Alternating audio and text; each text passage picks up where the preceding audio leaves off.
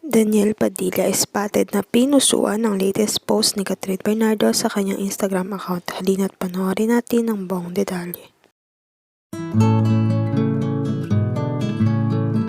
Kahit nga hiwalay na ang Katniel, di pa rin sila tumitigil na suportahan ang isa't isa.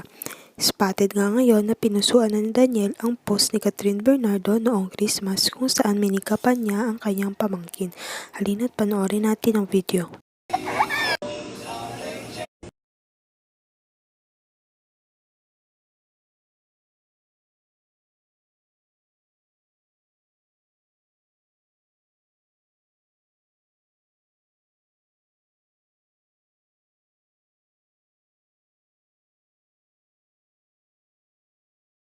Wow!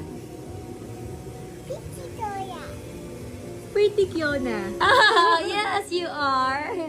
Pretty Kiona. Natuwa at kinilig naman ang netizens nang makita na nilike at pinusuan ni Daniel ito.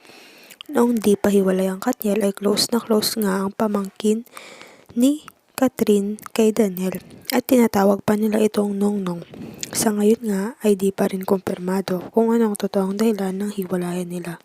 Huwag kalimutang mag-like at subscribe sa aking YouTube channel Celiang Beats para updated kayo sa latest kaganapan. Maraming salamat po sa panonood.